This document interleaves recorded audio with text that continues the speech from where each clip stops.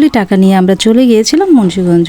2024 সালে কিন্তু প্রচণ্ড গরম পড়েছিল এবং গরমের সাথে সাথে প্রচণ্ড পরিমাণে বিদ্যুৎও যেত, যার কারণে গরম সহ্য করতে না পেরে আমি আইপিএস কিনতে চলে গিয়েছি মুন্সিগঞ্জ। আর আমার ঘরে তো প্রচণ্ড গরম লাগে, বাতাস আসার মতো কোনো সাইড নেই। আর পার্লারের কথা আর কি বলবো, পার্লারে মানে সারাটা দিন যতক্ষণ রৌদ্র থাকে ততক্ষণই গরম, তারপরেও গরমের যে একটা ভাব সেটা কিন্তু রয়ে যায়। তো যার কারণে ক্লায়েন্টরা গরমে খুবই কষ্ট করে। আমি এই জন্য আইপিএস নিতে চলে গেলাম।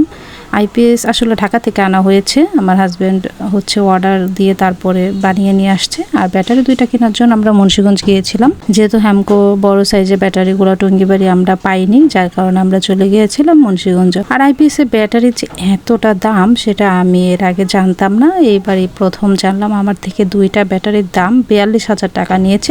একটা ব্যাটারির দাম 21,000 করে পড়েছিল। তো যেহেতু আমার ঘর এবং পার্লার 2টা আমি একসাথে যাতে চলে, এই জন্য আমি 2টা ব্যাটারি নিয়েছি যাতে সুন্দরভাবে ব্যালেন্স করতে পারে। আমার 2টা ব্যাটারিতে প্রায় 8টা ফ্যান চলবে এবং 8 থেকে 9টার মতো লাইট চলবে। তো এই আইপিএস এর মেশিনটা কিন্তু ঢাকা থেকে বানিয়ে নিয়ে আসছে অর্ডার দিয়ে, এবং টাকাও কিন্তু বেশি কিছু অর্ডার দিলে কিন্তু টাকাটার পরিমাণটা একটু বেশি নেয়, তবে জিনিস ভালো দেয়। তো এই ব্যাটারি 2টা আমরা বাসায় এসে সুন্দরভাবে সেটিং করে নিলাম। আর পুরো আসলে আইপিএস খুবই শান্তি, কারেন্ট গেলেও মানে বোঝা যায় না। আর বিশেষ করে ওয়াইফাইয়ের জন্য কিন্তু খুবই ভালো হয়েছে, এখন কারেন্ট গেলেও আমাদের আর ওয়াইফাই যায় না।